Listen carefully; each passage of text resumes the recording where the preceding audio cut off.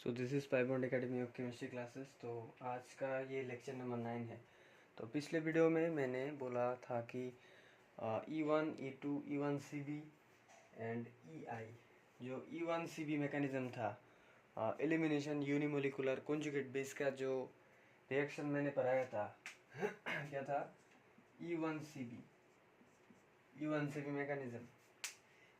Mechanism का एक reaction कराया था जो बेसिक था। बेसिक का मतलब विच इज़ इंट्रोडक्शन। तो आज जो मैं पढ़ाने वाला हूँ, जो most mainly based for JEE advance examples मैं आज कराने वाला हूँ। तो ये जो बेसिकली जो होता है ना, ये एल्डिहाइड कीटोन चैप्टर में भी है, पर ये मेंशन नहीं है। मैं आप लोगों को बताऊंगा कि एल्डिहाइड कीटोन चैप्टर में इसका यूज़ क्या है। Let's take examples. तो पिछले वीडियो में मैंने ये एग्जांपल दिया था CH3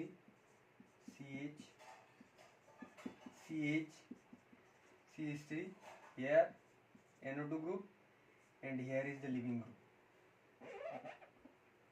H को हम एक्सपांड करके यहाँ लिख रहे हैं। Okay fine. तो अब देखो, एक कंपाउंड है। ओके, एक कंपाउंड है। अगर हमें दिख जाए कि एक लिविंग ग्रुप जहाँ है, मतलब this is the leaving group, Cl is the leaving group and this is the EWG means electron withdrawing group. Electron withdrawing group कौन कौन सा है? साइनाइड, फिर है NO2, फिर है CHO एल्डिहाइड कीटोन, फिर है COOH। ये जो ग्रुप होते हैं वो इलेक्ट्रॉन विड्रॉइंग ग्रुप होते हैं। Electron withdrawing group, this all are electron withdrawing group EWG, जो GOC में पढ़ाना होता है। Okay fine. तो अब देखो, एक कंपाउंड है। एक कंपाउंड के अंदर NO2 और Cl में विड्रॉइंग ग्रुप तो सब लोगों को पता ही है। NO2 nitro group is withdrawing group and Cl is when Cl present with like in हेलोएरिन में ना, जैसे कि दिस क्लोरोबेंजीन। अगर Cl इस कंपाउंड में अगर प्रेजेंट हो, अगर Cl इस कंपाउंड में अगर प्रेजेंट हो, तो this compound is act as EDG, मतलब इलेक्ट्रॉन पुशिंग। अगर ये नॉर्मल चेन में, मतलब एक नॉर्मल स्ट्रेट चेन में अगर प्रेजेंट हो, जैसे कि ये तो this will act as EWG। तो अगर इन दोनों का एक्सप्लेनेशन चाहिए, अगर ये एरिन के साथ EDG एंड स्ट्रेट चेन के साथ EWG, वाई, इसका रीजन मैं GOC में बता दूंगा। इसका रीजन क्या है? ओके फाइन, समझ में आ गया ना। अगर एरिन के साथ अगर कोई हेलोजन अटैच हो तो वो EWG मतलब electron donating group. Donating group का मतलब प्लासा इफेक्ट। प्लासा इफेक्ट मतलब इलेक्ट्रॉन पुल करेगा, और सॉरी पुल नहीं, पुश करेगा, धकेलेगा, पुश करेगा। और EWG का मतलब है इलेक्ट्रॉन अपने अंदर खींचेगा, मतलब पुल करेगा। Okay fine. तब ये तो देखो वीडियो क्लियर में आ रहा है ना? ओके। तो अब देखो, अगर एक कंपाउंड में अगर लिविंग ग्रुप वाला सिस्टम दिख जाए और उसके रेस्पेक्ट में लिविंग ग्रुप के रेस्पेक्ट में this is alpha, this is beta and this is beta. अगर लिविंग ग्रुप में रेस्पेक्ट में, अगर अल्फा के रेस्पेक्ट में वो अगर बीटा जो कार्बन होता है, जिससे हमें एलिमिनेशन करके हाइड्रोजन निकाल के हाइड्रोजन का बॉन्ड यहाँ पर गिराना, ये तो रूल है ना एलिमिनेशन का। तो अगर बीटा कार्बन पे अगर दो बीटा कार्बन है, दो बीटा कार्बन पे अगर एक बीटा कार्बन पे अगर ये दो है ना, दो पे अगर एक भी बीटा कार्बन अगर इलेक्ट्रॉन विड्रॉइंग ग्रुप के साथ अटैच हो, तो मतलब उस बीटा कार्बन का हाइड्रोजन ही रिमूव होगा, because there is an EWG group. इससे नहीं रिमूव होगा। नॉर्मल एलिमिनेशन में दो साइड से रिमूव होता है, जो होता है सेटजेफ एंड हॉफमैन। पर ये E1CB रूल का मतलब है जिस बीटा कार्बन पे अगर इलेक्ट्रॉन विड्रॉइंग ग्रुप हो उसी कार्बन का हाइड्रोजन ही वो बेस लेगा। जैसे कि ये पिछले लेक्चर में मैं बताया था, जैसे कि base, this is base, base में भी NaOH और KOH नॉर्मल बेस। तो बेस इससे क्या निकलेगा, NaOH से क्या निकलता है, Na plus and O minus, this is a base, okay, strong base, okay. तो OH माइनस जाके ये हाइड्रोजन लेगा, ओके, लेके यहाँ पर ये गिरा देगा। यहाँ पर गिराने से क्या बनेगा, यहाँ पर गिराने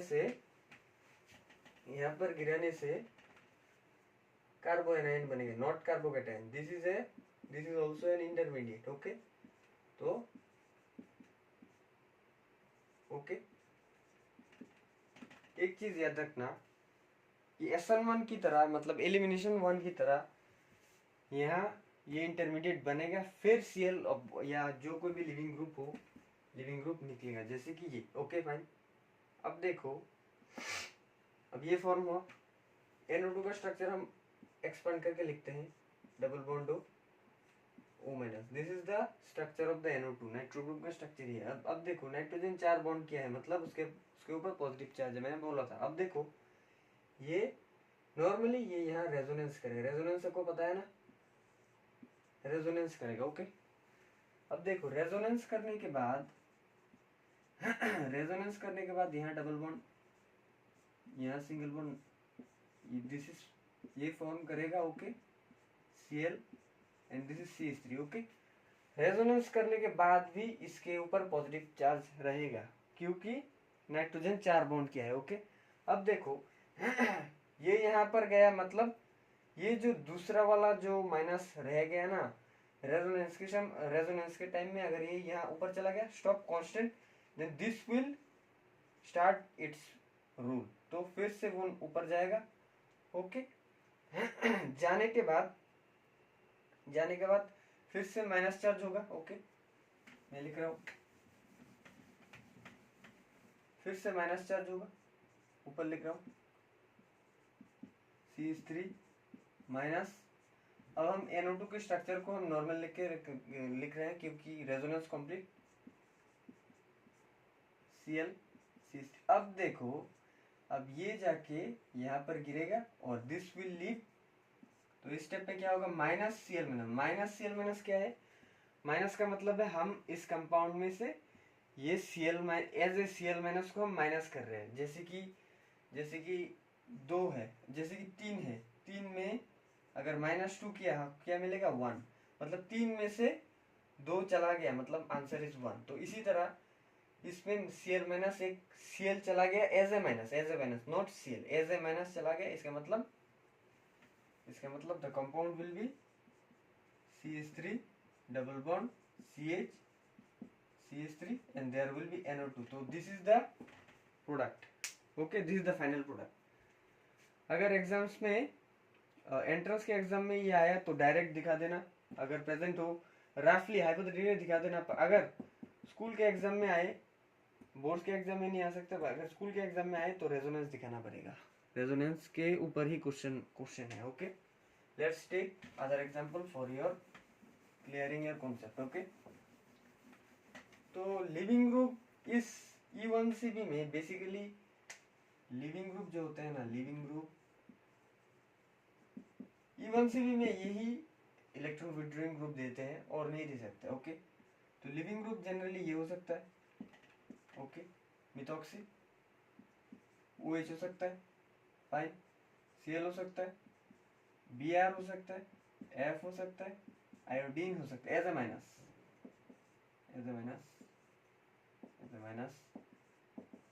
सो लिविंग ग्रुप ये हो सकता है जनरली नॉर्मल E1CB अगर हो तो जनरली ये कॉन्सेप्ट यूज हो सकते हैं। लेट्स टेक सम एग्जांपल, जैसे कि ये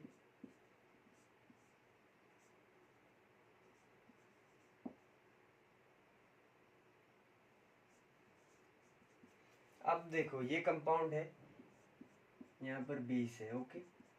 यहाँ पर एक कंपाउंड है, यहाँ पर बेस है और हीट है। हीट का मतलब क्या है, उस पिछले में भी हीट होगा।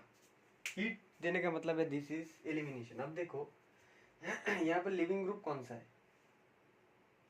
No this is withdrawing group, मतलब this is electron withdrawing group EWG and this is leaving group. अब देखो अब मैंने क्या बोला देखो लिविंग ग्रुप के रेस्पेक्ट में this is alpha, this is beta and this is beta. Okay fine. Leaving group के रेस्पेक्ट में this is alpha and this is beta and this is beta. पर फंक्शनल ग्रुप, ये भी functional group है, ये भी functional group है, ये भी फंक्शनल ग्रुप है। इन दोनों में से डोमिनेटिंग कौन सा है, ये मैं GUC के वीडियो में दे दूंगा। ओके तो आप लोग जो अब क्लास 12 में पढ़ते हो तो आप लोगों को तो समझ में आ गया। OH और CN में से डोमिनेटिंग है CN। तो functional main dominating functional group के रेस्पेक्ट पे this is alpha and this is beta. Okay ये मेन फंक्शनल ग्रुप के रेस्पेक्ट पे है, this is alpha and this is beta. पर लिविंग ग्रुप के रेस्पेक्ट पे this is alpha, this is beta and this is beta. Okay fine, confusion मत रखना।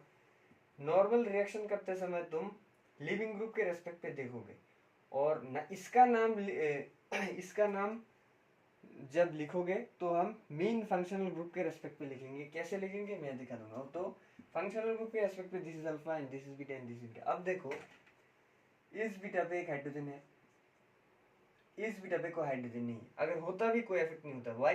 Because इस बीटा कार्बन के रेस्पेक्ट पे एक इलेक्ट्रॉन विथड्रॉइंग ग्रुप है, मतलब ये हाइड्रोजन ही रिमूव होगा। ओके तो इसमें से क्या निकलेगा, OH minus. Okay OH minus will attack here and there will be a carbo anion not cation.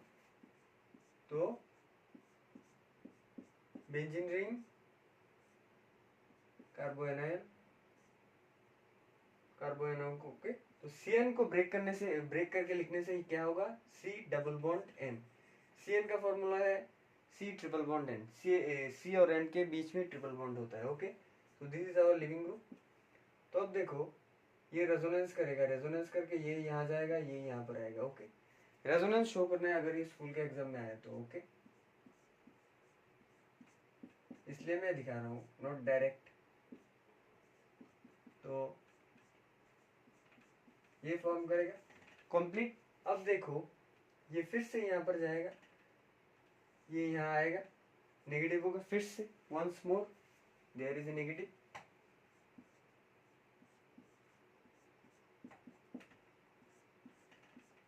तो रेजोनेंस कंप्लीट। तो CN नॉर्मल में मैं लिखूंगा तो देयर विल बी नेगेटिव। तो अब देखो ये यहाँ पर गिरेगा और ये एज ए चला जाएगा minus O minus O minus, मतलब O minus as a negative होके मतलब माइनस हो गया, सब्सट्रैक्ट हो गया इसके अंदर से। ओके तो final answer is this. Okay this is the final product. अगर इसके साथ ये रिएक्शन हुआ तो this is the final product. Okay okay समझ में आ गया ना। ओके अब मैंने क्या बोला था, फंक्शनल ग्रुप के रेस्पेक्ट में this is alpha and this is beta. तो the compound name is alpha beta unsaturated compound. इसका नाम क्यों दिखा रहा हूँ, ये कॉन्सेप्ट तुम ऑर्गेनिक चैप्टर 3 में, क्लास 12 का ऑर्गेनिक चैप्टर 3 जो है aldehyde ketone and carboxylic acid, उस चैप्टर में है। एल्डोल रिएक्शन पे ये नाम इंपॉर्टेंट है। Alpha beta unsaturated compound, beta hydroxy ketone, beta hydroxy carbonyl group, carboxylic acid जो होता है ना, वो ये सब इसी तरह E1 कॉन्जुगेट, E1 CB मतलब कॉन्जुगेट बेस से ही, मतलब दिस रिएक्शन पर्टिकुलरली ये मेंशन नहीं है NCERT बुक में, पर this is E1 conjugate CB reaction. Okay एक चीज दिखाऊंगा। अब देखो नॉर्मल टीचर्स ये नहीं दिखाएंगे। अब देखो अगर यहाँ पर रेजोनेंस हुआ, नॉर्मल ये लाइन पे लाइन हो रहा है। ओके जहाँ पर रेजोनेंस हो रहा है उसकी स्टार्टिंग में थर्ड ब्रैकेट दे दो, और ये तुम एरो दे रहे हो ना, जहाँ पर रेजोनेंस कम, मतलब जहाँ पर रेजोनेंस कंप्लीट नहीं होता, मतलब रेजोनेंस रेजोनेंस ये इन दोनों पे ही रेजोनेंस है। रेजोनेंस का मतलब ये माइनस जाके इस फंक्शनल ग्रुप के अंदर काम कर रहा है। ओके, तो यहाँ हम डबल साइडेड एरो देंगे। ओके, यहाँ डबल साइडेड एरो देंगे, यहाँ डबल साइडेड एरो देंगे, पर द ब्रैकेट जो है ना, ब्रैकेट यहाँ तक ही क्लोज करना है। ओके ओके, सॉरी, यहाँ पर डबल बॉन्डेड नहीं होगा। वाई? बिकॉज रेजोनेंस यहाँ पर हो रहा है, यहाँ पर एक जा रहा है, फिर घूम के आ रहा है, फिर जा रहा है, फिर घूम के आ रहा है, इसी फंक्शनल ग्रुप पे ही हो रहा है, इसमें नहीं। बिकॉज ये रेजोनेंस का कोई पार्ट नहीं होता। जनरली रेजोनेंस का पार्ट मतलब है फंक्शनल ग्रुप के अंदर जो हो रहा है वो हम रेजोनेंस पार्ट में पकड़ेंगे। ओके, तो this is the concept. Let's take another example for entrance examination. Okay, अब देखो, अब मैकेनिज्म में नहीं दिखाऊंगा। Let's take tough example. Okay,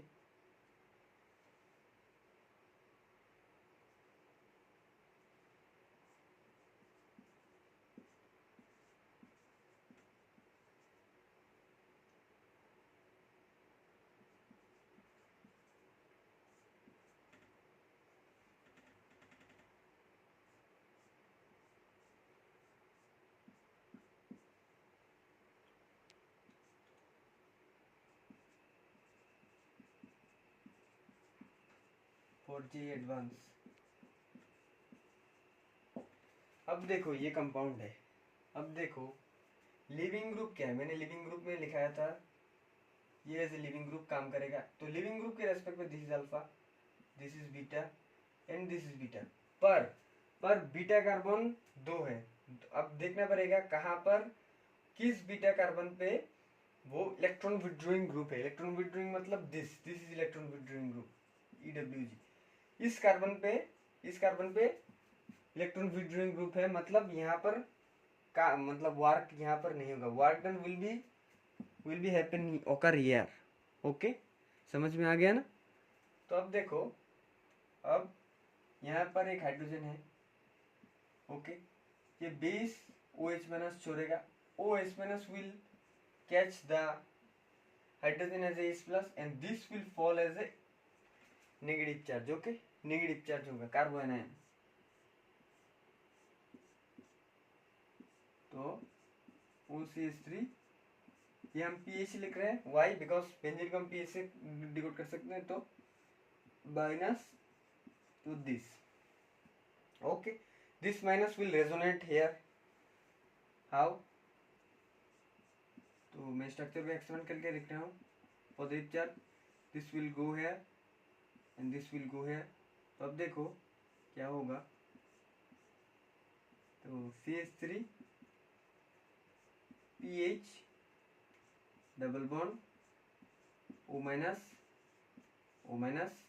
there will be a positive charge. Why positive charge? Because nitrogen 4 bond create कर चुका। तो अगर यहाँ पर ये माइनस गया तो उल्टा अपोजिट साइड से जो रह गया इनिशियली वो काम करना शुरू कर देगा। तो माइनस चार्ज विल हियर। तो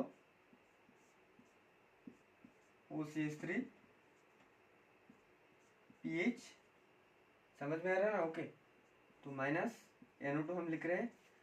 हम यहाँ क्या करेंगे, यह हम डबल साइडेड एरो देंगे। वाई? बिकॉज रेजोनेंस यहाँ पर हो रहा है। ओके, तो रेजोनेंस यहाँ पर कंप्लीट, तो मतलब डबल बॉन्डेड एरो यहाँ पर ही खत्म, यहाँ से शुरू हो यहाँ पर ही खत्म। ओके, तो यहाँ वन साइडेड एरो। अब देखो ये जाके यहाँ पर गिरेगा और दिस इज बाहर जाएगा, because this is leaving group. मैंने जनरली लिविंग ग्रुप क्या होता है, मैं जनरली E1CB में क्या होता है वो मैंने लिखा दिया। ओके, तो PH, this is the original structure of the compound and this is the answer. Okay,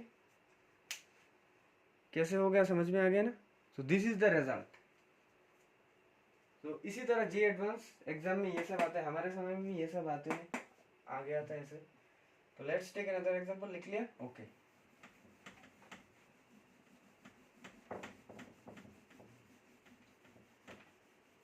okay, let's take another example.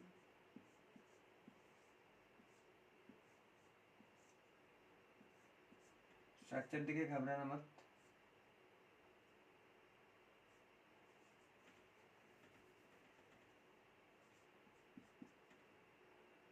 Okay. अगर इसके साथ अगर KOH दिया हो विथ रेस्पेक्ट टू हीट, अब क्या होगा? अब this is the leaving group, समझ में आ गया ना? Alpha, this is beta, and इसके रेस्पेक्ट में दिस इज बीटा। ओके, तो यहाँ कोई हाइड्रोजन नहीं है, मतलब यहाँ पर दो हाइड्रोजन है। मैं तो एक एलिमिनेट करने वाला हूँ, इसलिए एक। अब देखो, अब ये जो होगा ना, अब ये जो होगा, this reaction is normal elimination reaction. Why? Because देखो, इन दो बीटा पोजिशन में, इन दोनों में से कहीं पर भी हमें EWG ग्रुप नहीं दिख रहा है। ये जो ग्रुप है, this is only CH3, only CH3, normal CH3 जो प्लस इफेक्ट शो करता है।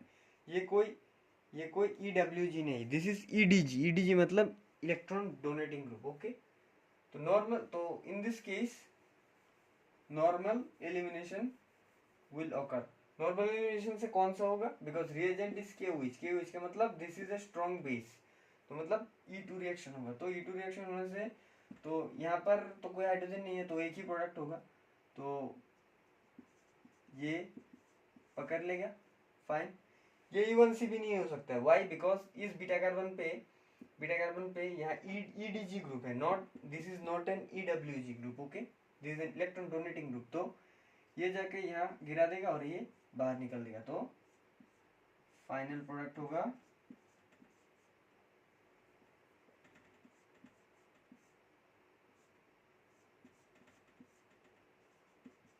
So this is your final product. Okay, product एक ही होगा। वाई एक ही होगा?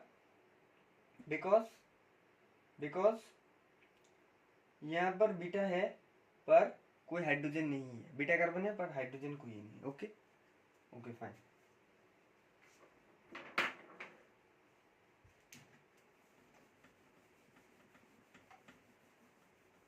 Let's take another example. Okay.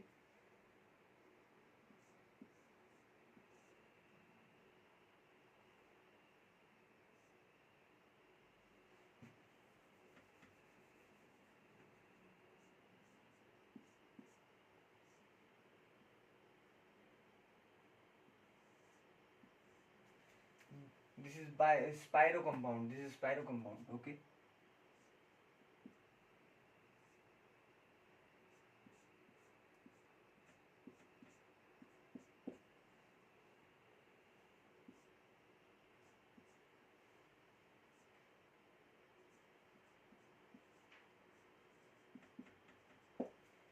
ये कंपाउंड है 60 डिग्री सेल्सियस O-। ये कंपाउंड है। अब देखो, अब क्या हुआ? अब देखो, ये compound, this is for ITG because this is a tough example. अब देखो, this is leaving group, X is leaving group, मतलब halogen is leaving group. Halogen के रेस्पेक्ट पे this is alpha, okay, this is beta. यहाँ तो कोई hydrogen नहीं है, तो ये बीटा हम नहीं लिखेंगे, and this is beta. Okay, इसका कोई रोल नहीं, ये जस्ट ओनली स्टूडेंट्स को डराने के लिए ये इतना बड़ा कॉम्प्लेक्स स्ट्रक्चर दिया, पर मेन फंक्शन होगा दिस पार्ट में। इतना बड़ा स्ट्रक्चर देख के घबराने की कोई जरूरत नहीं, मेन फंक्शन होगा दिस पार्ट में। वाई? बिकॉज देख के समझ में आ गया ना, दिस इज एलिमिनेशन। तो एलिमिनेशन कौन सा एलिमिनेशन हो गया? एलिमिनेशन 2, 1 रिएजेंट देख के लग रहा है एलिमिनेशन 2, बट ये 2 नहीं होगा, बिकॉज अल्फा पोजीशन के रेस्पेक्ट में जो बीटा कार्बन है, बीटा कार्बन पे एक EDG ग्रुप है, this is ketone group, this is ketone group, ketone. Aldehyde नहीं, अगर एल्डिहाइड होता तो यहाँ ओनली ये होता, पर यहाँ एक R है, R ग्रुप का मतलब methyl group, alkyl group. Okay, तो मैं डायरेक्ट आंसर लिख रहा हूँ, रेजोनेंस नहीं दिखा रहा हूँ। ओके, तो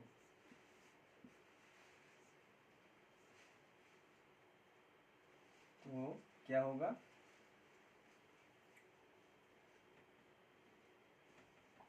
यहाँ पर एक हाइड्रोजन है जो बेस ले लेगा, बेस लेके ये गिरा देगा, तो ये बाहर निकल देगा, तो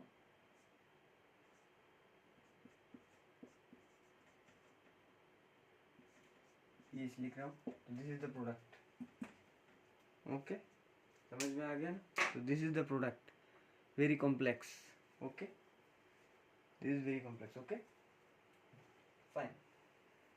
तो ये एग्जांपल था कुछ E1CB एग्जांपल। E1 का मतलब elimination unimolecular conjugate base. Conjugate base का मतलब ये जो कार्बो एनाइन फॉर्म हुआ ना उसे हम कंजुगेट बेस कहते हैं। कार्बो एनाइन मतलब conjugate base. Okay this is the concept. अगर स्टीरियोकेमिस्ट्री मेंशन हो E2 में तो पेरिप्लेना मतलब एंटी एलिमिनेशन हो गए। एंटी एलिमिनेशन का मतलब अगर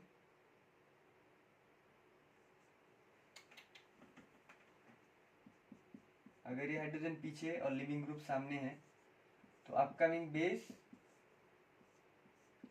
यहाँ पर 2 हाइड्रोजन, तो अपकमिंग बेस किसे पकड़ेगा? इसे पकड़ेगा। Why? Because leaving group is in front position, तो ये बैक पीछे वाला जो हाइड्रोजन है इसे पकड़ेगा, इसे नहीं पकड़ेगा। व्हाई? बिकॉज दिस इज सामने, ये भी सामने, ये भी सामने, मतलब सिन। मैंने क्या बोला था? Anti elimination. तो ये पीछे वाला का हाइड्रोजन ही चूज करेगा, तो ये यहाँ पर गिराएगा तो ये निकलेगा। दिस इज E2, ये याद रखना। Anti elimination, not addition, elimination. Okay तो कुछ important प्रिपरेशन लिख लो for boards. Preparation of halo alkenes. Okay 1 number ये है RX है, नहीं इनिशियली RX नहीं, initially alcohol. This is an alcohol. यहाँ पर RX है। RX भी देख सकते हो। ओके RX भी लिख सकते हो। RX है HX लिख लो।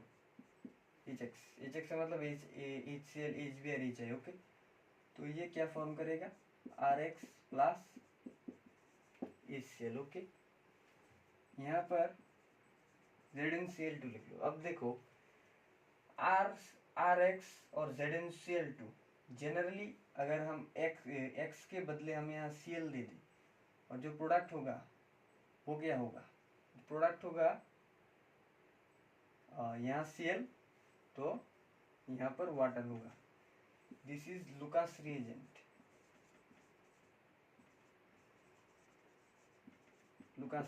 Okay ZnCl2 in presence of HCl अगर एल्कोहल के साथ रिएक्शन करे तो हेलो एल्केन देगा with the evolution of water. अगर एग्जाम में आया तो लुकास रिएजेंट यही देगा, कोई Br HBr और HI नहीं दे सकता। ओके तो अगर एग्जाम में आया तो लुकास रिएजेंट ऐसा ही देगा। ओके तो प्रिपरेशन ऑफ हेलो एल्केन जो अब मैं दिखा रहा हूँ from alcohols only,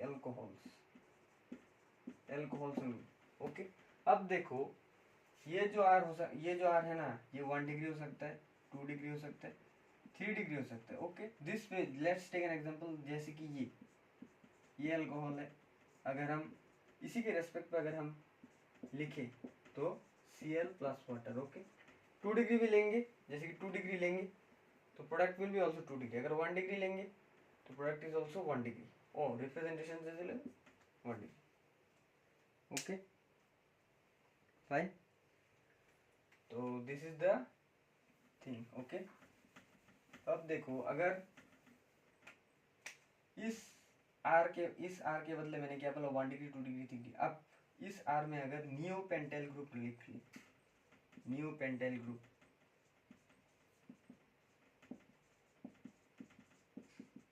this group is called neopentyl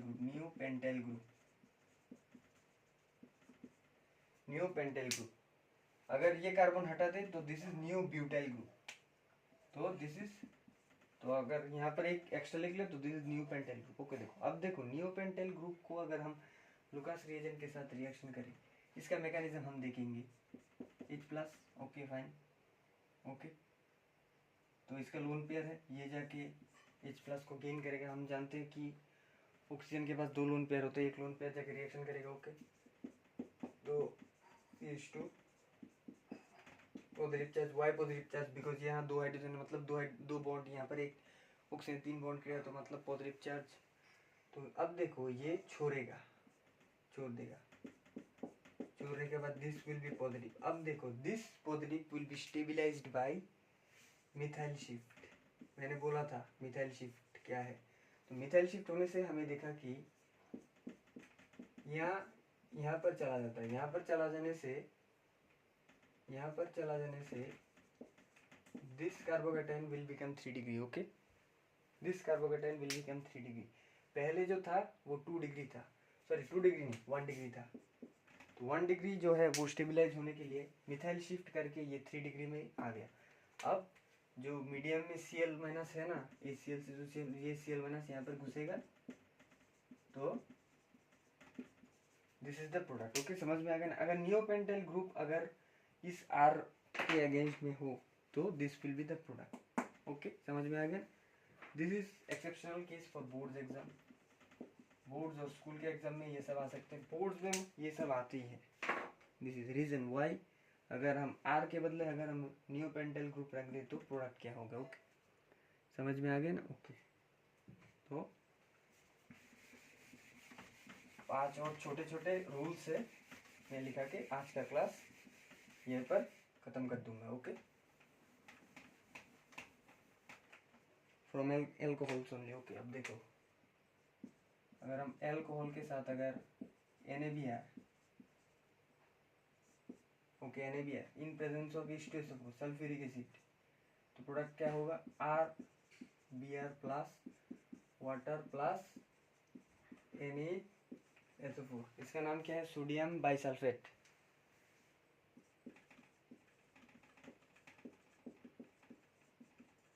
sodium bisulphate. Okay, this is act as a base. तो 2 नंबर दिस, 3 नंबर क्या है, अगर लो एल्कोहल के साथ अगर हम PCl3 ले तो क्या होगा। PCl3 लेने से यहाँ पर अगर PCl3 का केस हो तो हम 3 मोल्स ऑफ एल्कोहल लेंगे। इसका मैकेनिज्म हम नहीं देखेंगे, इसका मैकेनिज्म अभी ज़रूरत नहीं है। जो आप लोग कॉलेज में जाओगे तो इसका मैकेनिज्म देखने मिलेगा। ओके, यहीं पर अब इम्पोर्टेंट नहीं। तो अगर PCl के साथ रिएक्शन हो तो हम 3 मोल्स ऑफ एल्कोहल लेंगे, तो प्रोडक्ट भी 3 मोल्स होगा, पर इसका बाई प्रोडक्ट क्या होगा, by product will B H3PO3। H3PO3 क्या है, H3PO3 is your phosphoric acid. Okay, ये 3 प्रोडक्ट नहीं हो सकता है, ये 3 प्रोडक्ट है। ओके, इसका मैकेनिज्म नहीं लगेगा। ओके, तो अगर इसके साथ PCl5 लेंगे, PCl5 तो प्रोडक्ट होगा RCl। यहाँ पर एक एक लेंगे। ओके, तो प्रोडक्ट क्या होगा, तो अगर यहाँ पर एक लूंगा तो यहाँ पर भी एक होगा। ओके, दिस विल भी हमें याद रखना है। तो product will POCl3 and HCl। Okay, POCl3 ये याद रखना, POCl का मतलब है फॉस्फोरस ऑक्सीक्लोराइड। बोर्ड्स के एग्जाम में आ सकते हैं। अगर एल्कोहल के साथ अगर PCl3 रिएक्शन करेंगे तो बाई प्रोडक्ट क्या होगा, this are by product, by product. तो एग्जाम्स में MCQ में आ सकते हैं कि अगर एल्कोहल के साथ अगर PCl3 रिएक्शन किया तो बाई प्रोडक्ट क्या होगा, तो होगा फॉस्फोरिक एसिड। तो अगर एल्कोहल PCl5 से रिएक्शन करेगा तो बाई प्रोडक्ट क्या होगा, और phosphorus oxychloride and hydrogen chloride. Okay, this are most important for boards MCQ, generally ये तो एग्जाम्स में आते हैं। ओके, तो लास्ट 2 मेथड दूंगा। एल्कोहल के साथ अगर हम X2 रेड पी का मतलब रेड फॉस्फोरस, X2 का मतलब X का मतलब हेलोजन, 2 का मतलब जैसे कि Br2, जैसे कि Cl2, जैसे कि I2, तो प्रोडक्ट क्या होगा, only RX। Okay, this are the 4, only 1 reaction left. तो ये रिएक्शन लिखा के आज का क्लास खत्म करेंगे। ओके,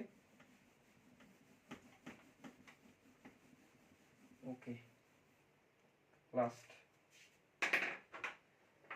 अगर हम एक एल्कोहल लेंगे 5 number, most important, why important मैं बताऊंगा। In respect of SOCl2, okay. तो प्रोडक्ट क्या होगा, फाइन। बाय प्रोडक्ट क्या होगा, सल्फर डाइऑक्साइड, और एक क्या होगा, HCl। ये रिएक्शन मैंने कहीं पर पढ़ाया था, दिस इज SNI रिएक्शन। मैंने बोला था NCERT बुक में SNI रिएक्शन है, पर नाम मेंशन नहीं है मैंने, इसलिए मैंने SNI का एग्जांपल मैंने उस SN2 में पढ़ाया था। अगर हम अल्कोहल के साथ अगर SOCl2, this is thionyl chloride, thionyl chloride के साथ अगर हम रिएक्शन करेंगे, ओनली थायोनाइल क्लोराइड, ओनली इसका, इसके साथ कोई डायोक्सिन और पिरिडीन HCl कुछ भी नहीं। अगर ये सब होते तो थोड़ा कॉन्फ़िगरेशन चेंज होते, मैंने वीडियो में बोल देता हूँ। तो HCl, RCl, यहाँ पर RCl होगा, और this is sulphur dioxide, sulphur dioxide,